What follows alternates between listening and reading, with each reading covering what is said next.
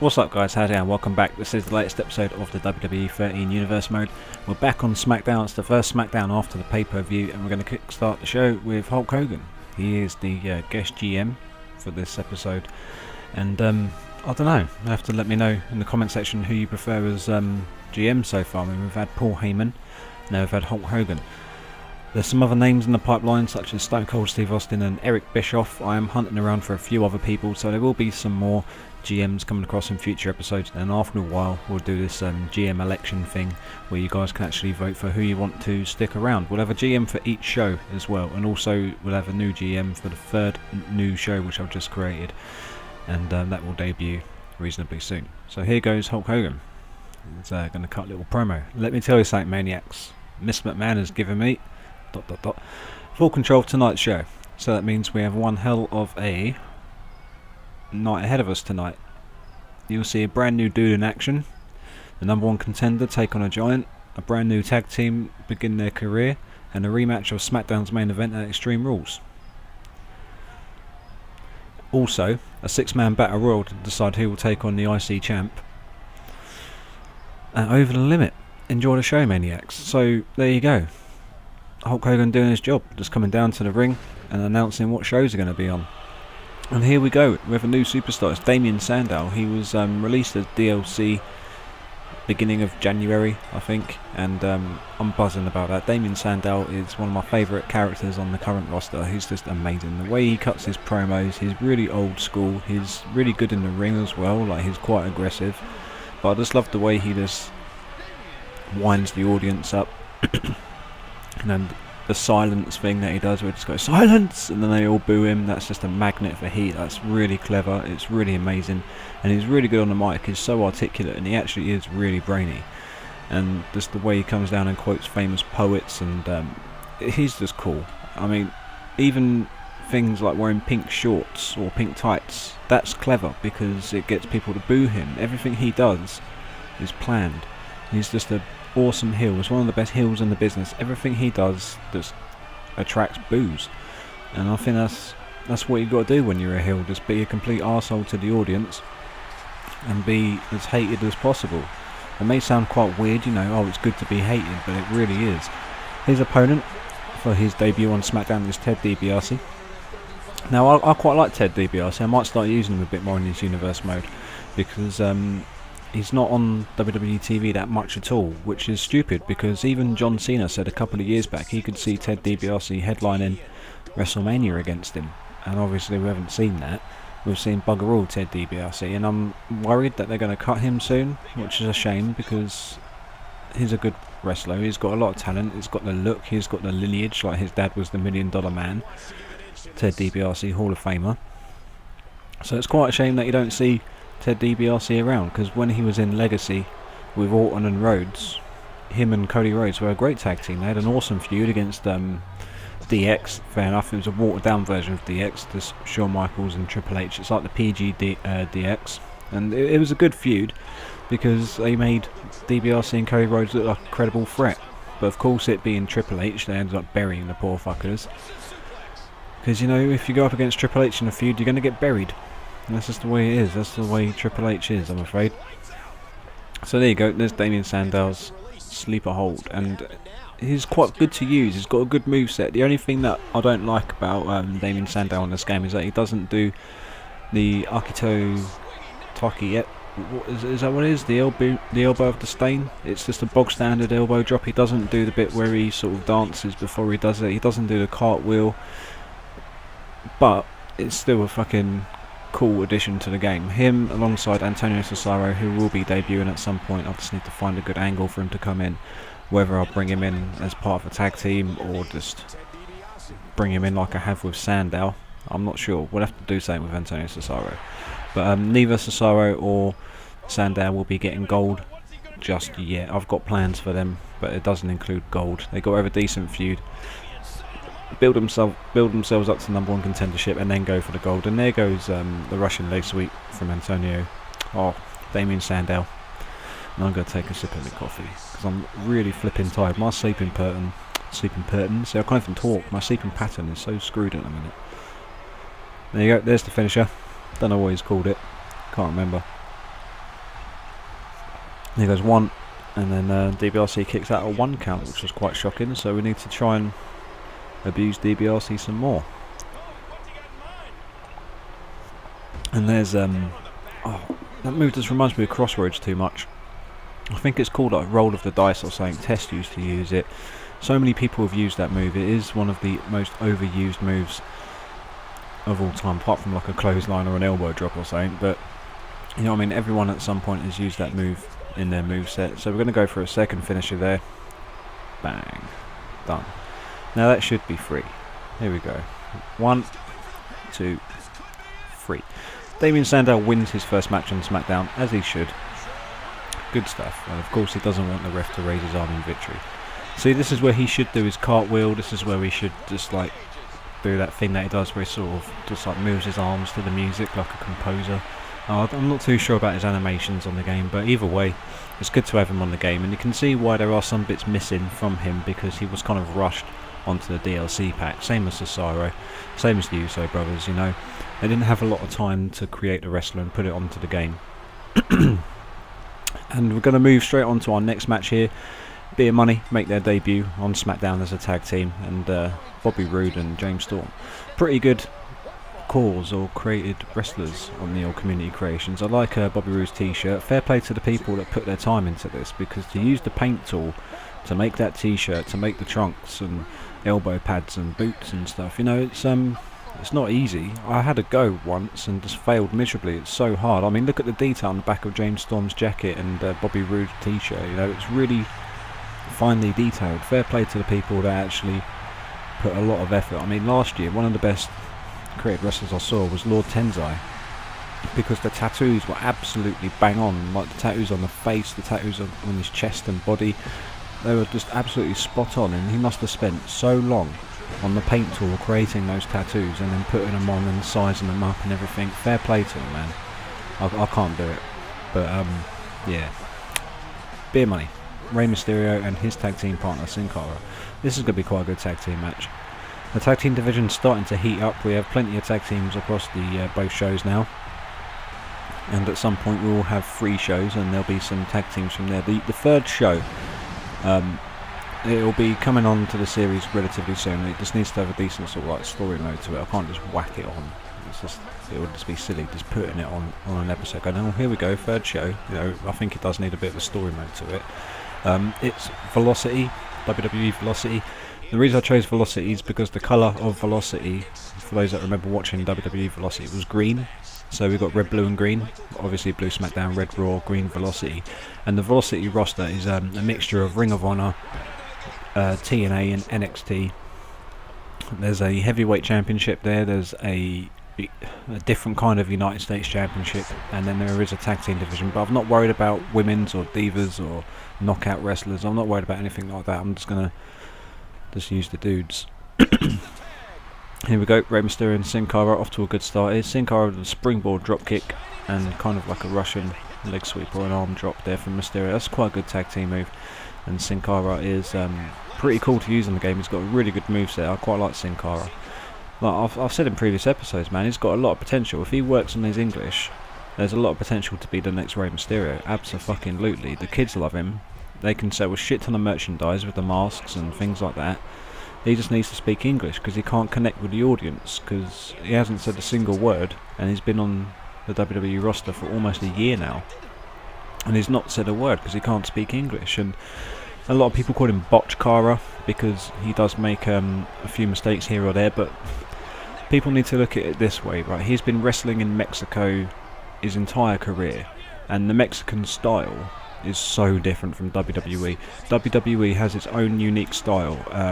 They call it wrestling to the left because everything goes to the left. When they drop somebody, they always roll to the left, and when they go for a drop kick, they look for the left side of the face. And Sin Cara's used to doing it the Mexican way, which is to the right, and they're all high flyers and they're all luchadors and they're all doing like shooting star presses and moonsaults out to the outside and things like that, and no one else on the roster can cope with that.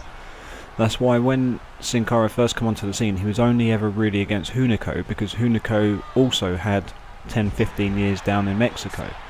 So there are very few guys that could actually hang with Sin Cara or cope with his style, because no one else knew how to do it. Now, it's taken Sin Cara a long time to adjust to the WWE style, and the fact that Sin Cara didn't have a stint in NXT like everybody else. I mean, people like Roman Reigns, Antonio Cesaro, Damien Sandow, they were in NXT or FCW for a good couple of years, and then they taught them how to wrestle the WWE way down there. So that's why when they came up, they were just instantly good, because they've been trained. Sin Cara's rushed straight onto the first main roster and put on Raw and Smackdown because they thought he was amazing.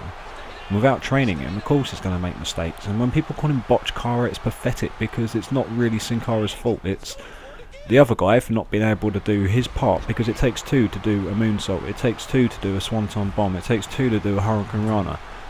And if the other person can't do their part in it, of course it's going to fuck up. So it annoys me when people call him Botch Cara or Sin Botcher. And it's just stupid, really, because it's ignorance, because people don't realise the whole situation. It just annoys me. But then again, that's probably partly my fault, because I probably know far too much about the wrestling business and maybe look into it a bit too much. Either way, I'm going to take a sip of my coffee. There we go. So Beer Money pick up their first win. They get the win over Sin Cara and Rey Mysterio. And here we go with a 6-man battle royal over the top rope. Now, I didn't put the ring intros or the ring entrances onto this match because there's 6 of them. It would have taken ages. It would have added a lot of unnecessary time to the video. So we're going to jump straight into the match. But you did see who was competing. And we've got Hunico, Justin Gabriel, R-Truth, Jack Swagger, Jinder Mahal and Zack Ryder. The winner will be the #1 contender for the IC Championship and will face The Miz at Over the Limit. Whether there's any kind of stipulations or, you know, what type of match it's going to be, I've not decided yet. We're just going to try and sort out who the #1 contender is going to be.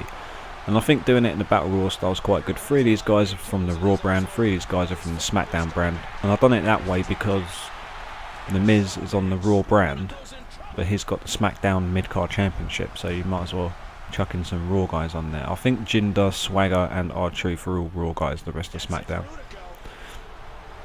As you can see, Hunico has been eliminated by Jinder Mahal, and Zack Ryder's in a bit of a dodgy situation. Jinder Mahal's going to go down there for his second elimination by the looks of it. And yeah, Zack Ryder's out. Jack Swagger's on the ropes there, looking to go out. And now he's in the corner of the ring. Here goes R-Truth on the edge of the old apron. And Justin Gabriel gives him the old super kick. There he goes. It's gone. Good stuff. So it's 2 eliminations for Mahal, 1 for Justin Gabriel, and now Jinder Mahal's in a bit of a dodgy situation with Justin Gabriel over in the corner. Royal Rumble style elimination coming up. Yeah, Jinder Mahal's gone. So the final 2 are Jack Swagger and Justin Gabriel. There goes a drop kick from Gabriel. And I think Swagger's bleeding as well, actually. And here we go. Bang. So the new #1 contender is Justin Gabriel. Right at the beginning of the series, the first episode of Smackdown was started off by The Miz versus Gabriel in a Intercontinental Championship match, which The Miz obviously won. So this is a bit of a rehash of that match. So Justin Gabriel gets another pop at The Miz. He is the #1 contender for the Intercontinental Championship. And someone in the comment section a long time ago said put Gabriel in the IC title hunt. So there you go, you got what you wanted. #1 contender. And he's going to get interviewed by Justin Roberts, and he says, well done on becoming #1 contender. How does it feel?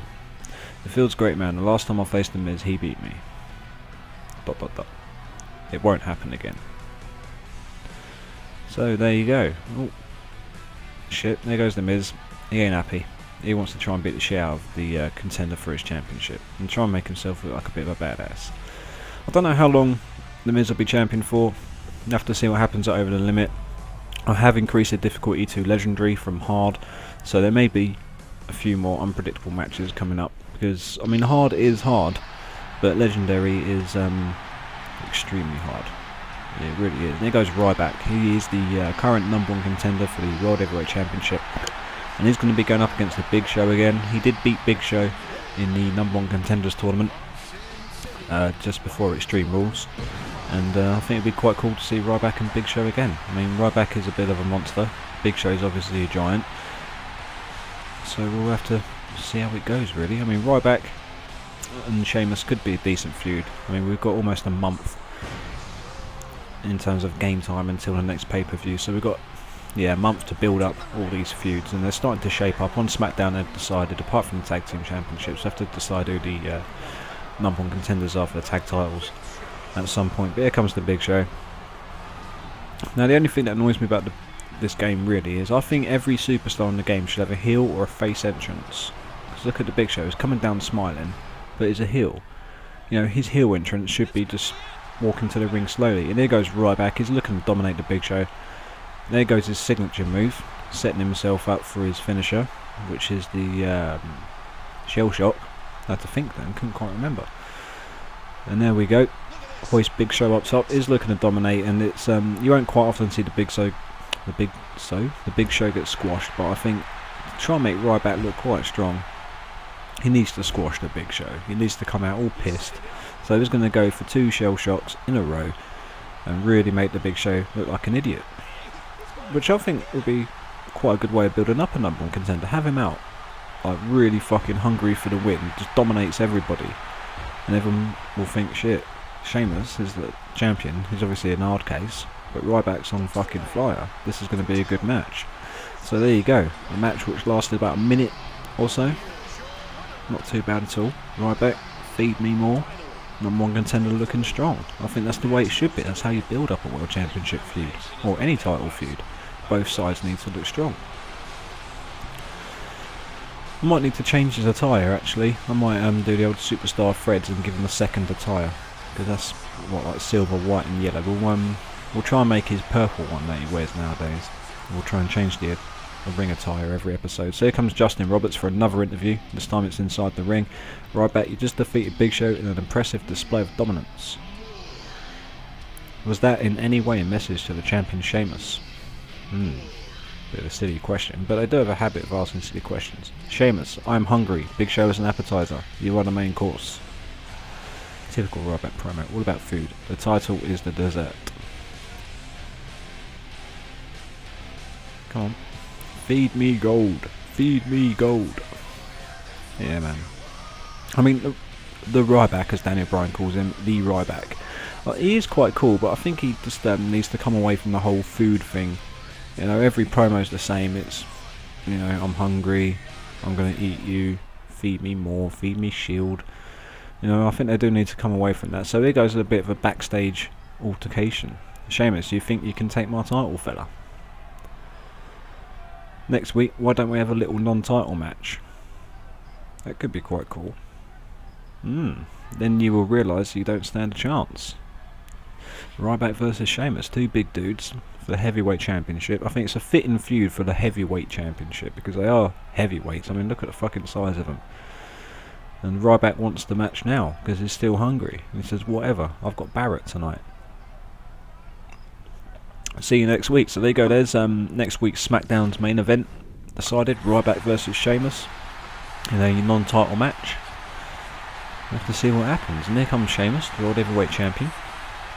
The reason I put Wade Barrett and Sheamus in a rematch is because the match itself for Extreme Rules failed on me. I did record it. It was a good match. It was a good tables match. Sheamus annihilated him with a couple of bro kicks and a Celtic Cross, powerbomb, the white noise through the announce table, but that didn't count as elimination for some reason. So he had to double stack some tables. Wade Barrett was on the apron, and Sheamus speared Barrett through the apron, and he fell off the ring and went through a table. It was the sickest elimination I've ever done in a tables match. And for some reason, the computer chucked in this cutscene, CM Punk coming down to the ring. Yeah, I didn't quite get it either, but I thought I'd still include it in the video because I could use it in our little story mode. That could be quite sick. And it gives Sheamus the advantage. Wade Barrett turns his back to have a word with CM Punk, and there goes a belly to back suplex. And there goes Sheamus looking to dominate Wade Barrett again. But then Wade Barrett gets in the belly to belly suplex, Chris Benoit style. And yet again, CM Punk interrupts. Another belly to back suplex. Boosh. Right on the neck. Good stuff. Right, here we go. Bro kick. Good stuff, man. 1. Oh, Barrett kicks out at 1. That was quite early on in the match. So Wade Barrett is getting absolutely dominated here. Bang, onto the announce booth. Axe handle smash down to the ground, and I think at this point, no, yeah, CM Punk's still lurking around there. You can see him behind the ring up the top there. Yeah, man. So Wade Barrett is out of the World Heavyweight Championship picture at the moment because obviously Ryback's in there, but I do want to use Wade Barrett more because I think in real life there's definitely a potential World Heavyweight Champion or WWE Champion there. Abso-fucking-lutely. He's awesome. I'm not saying that just because he's English, but he's got the look. His gimmick at the minute is pretty cool. The Barrett Barrage really takes on, and I like his finisher, but I don't like the fact that he stole it from Chris Hero or Cassius Ohno. You know, the souvenir elbow. There goes the old Irish curse, but Barrett reverses it. And here goes the old pump handle slam. Good stuff, man. Bang. I want to try and make a stable on the game. Yeah, I think we need a crew. We need a stable. Someone like the Shield, but I don't want to do the Shield because they're on real life program. I want to try and make it a bit different. But I want a stable a bit like the Shield. And I think I might have Wade Barrett as the ringleader of it. We'll see. Yeah, man. But in the Ryback and Sheamus feud on the game, they're both faces, you know, according to the game. So in the course of the next month, one of them could possibly turn heel. I don't mind a face versus face kind of feud, but you know, it makes more sense having one face, one heel. Sheamus was trying to line up the bro kick there, but Barrett wisely rolls out, comes back into the ring, and he still eats a bro kick. Good stuff, man. Bro kick's such a sick finisher. 1, 2, 3, and that is Smackdown for this week. I really enjoyed making this episode. I think it was a really cool episode. Quite a lot going on. All the cutscenes were quite cool. We're starting to build up the feud for the championships on Smackdown. We'll do the same with Raw, and we'll carry on all the way up until Over the Limit, and that will do for this episode.